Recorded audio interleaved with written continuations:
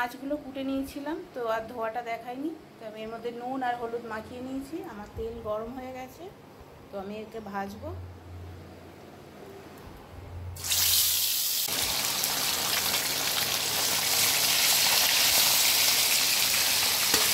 হয়ে গেছে।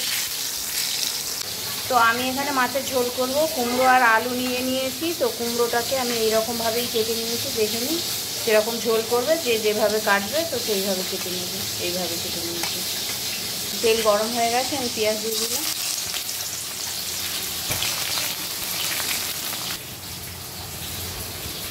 আমি আলু আর কুমড়োটা দিয়ে দিলাম।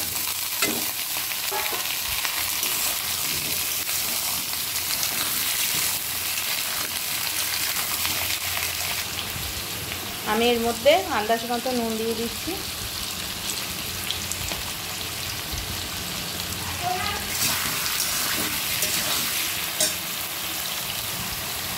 আদা রসুন বাটা দিয়ে দিলাম।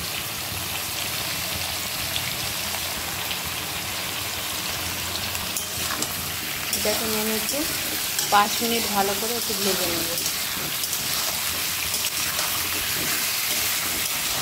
আমি একটু তেঁতুলটাকে ভিজিয়ে রাখছি। কেউ চাইলে গরম জল দিয়েও ভিজিয়ে রাখতে পারে। এটা আমাদের ভাজা ভাজা হয়ে গেছে। আমি এখানে মশলা দেবো। এমন কিছু মশলা না, ঘরে থাকা মশলাই দেবো। হলুদ, লঙ্কা গুঁড়ো, জিরে গুঁড়ো আর ধনে গুঁড়ো।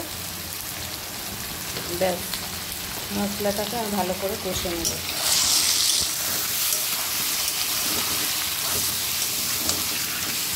একটু জল দেব।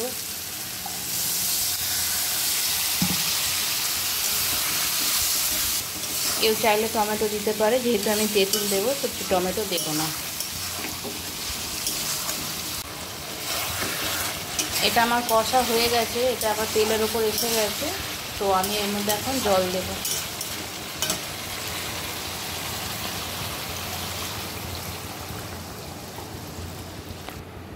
জলটা ঝোল যে পরিমাণে খাবে সেই বুঝে দিলেই হবে।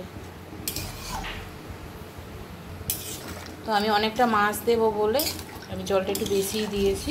দেখুন, তো এটা ফুটুক। এটা আমার ফুটে গেছে। তো আমি একে একে মাছগুলোকে এর মধ্যে দিয়ে দেব। মাথাটাই আগে বাবা, মাথা।